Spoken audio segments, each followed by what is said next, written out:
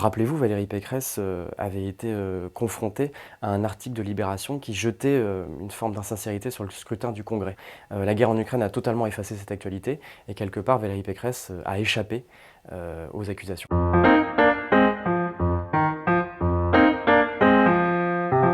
Au départ, la campagne de Valérie Pécresse était un pari. Il fallait ressusciter la droite républicaine et accéder au deuxième tour face à Emmanuel Macron pour éventuellement le battre. Force est de constater aujourd'hui que Valérie Pécresse stagne dans les sondages et malheureusement fait face au candidat de la Reconquête, Éric Zemmour, qui lui se revendique de la vraie droite. Pour la politique qu'elles ont menée. Pourquoi? Alors, moi je vais vous arrêter. Ah, bah, je vais vous arrêter. alors, attendez, parce que là, c'est pour l'Europe. Monsieur S'il vous Zemmour, plaît. arrêtez de faire vos gestes comme ça. Écoutez.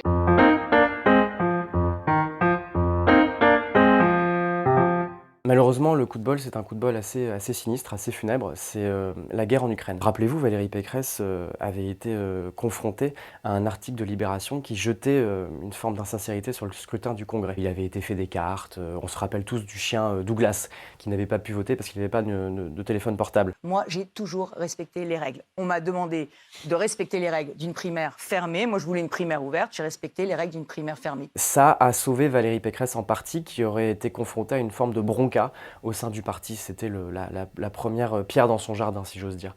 La guerre en Ukraine a totalement effacé cette actualité et quelque part, Valérie Pécresse a échappé aux accusations.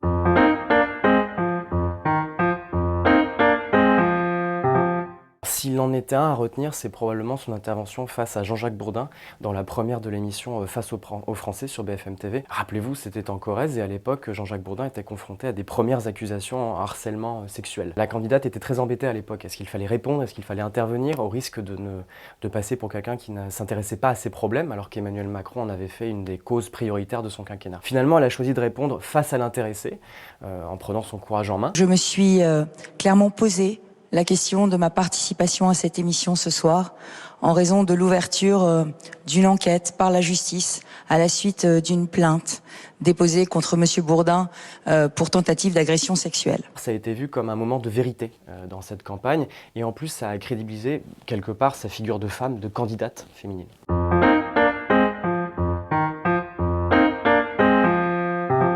Probablement le meeting du Zénith. Enfin, nous voici tous réunis. Vous m'avez manqué! Valérie Pécresse avait, entre guillemets, fait monter la sauce.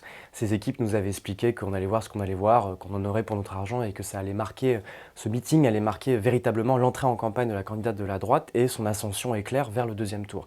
Il n'en a rien été. Malheureusement, cela a non pas atténué les critiques, mais renforcé le procès en insincérité. Je suis une femme d'ordre. Je veux la France en ordre, car je veux la France de la concorde.